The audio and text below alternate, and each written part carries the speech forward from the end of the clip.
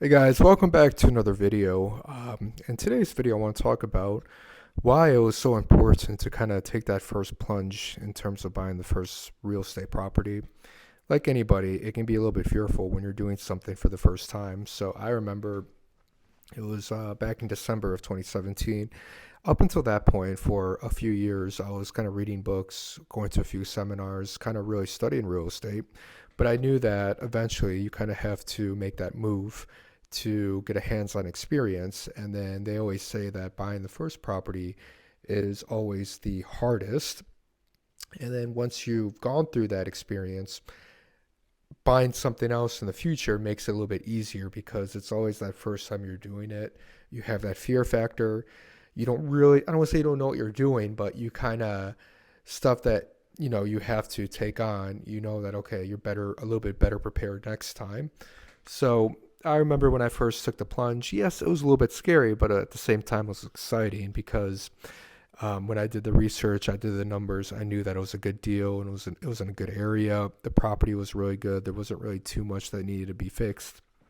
So I was quite excited. And from then on that point, it made everything else in terms of buying real estate property a little bit less intimidating. But I think that anybody who's interested in getting into real estate, whether it's from an investor point of view or maybe you're just buying your first home to kind of live in for a few years, uh, which is what I did before I rented it out. I lived there for a couple years.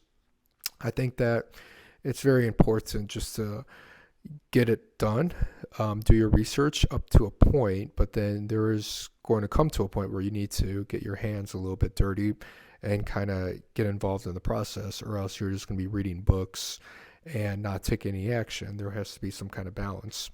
So I remember when I first bought my first property, I moved in, did a little bit of fixes, did a little bit of repairs, but then just kind of really uh, was excited in the fact that I did it. I put my name down, put the money down, fully committed to it, and then since then it's been a one of the assets and investments that I made, and it's turned out to be quite profitable, especially with the recent market highs.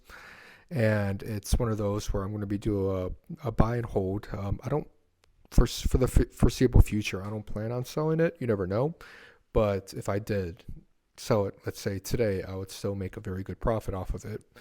But is it just goes to show you that preparation, that research, and then that taking action was so vital. And had I not taken that action, then I would have probably just further delayed it. Like anything in life, eventually you need to take action, or else you're just going to be staying there researching and kind of always just thinking, what if, and then always delaying it until it gets to a point that you're just probably never going to do it.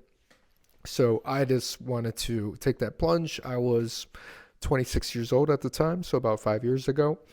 And it just made me a lot more comfortable now in terms of buying other real estate properties because I took that first step. So I advise anybody watching that yes, I think it's very vital for you to read books, maybe attend a few seminars, do like some research, run the numbers every day, analyze a property in terms of what your cash flow return is going to be, your R&I cash flow return on cash is going to be, how much are you buying it, what type of loan are you going to take, what are the property fees, what are the taxes, do all that, analyze a couple properties each day until you've come up with enough cash to put down for a down payment, the type of loan that you're eligible for, and then when a property that matches the numbers that you're looking for pops up, then maybe pull the trigger then.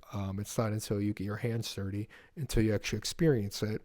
No matter how well prepared you are always going to have some kind of fear because it's your first property. You're probably putting a large amount of cash down.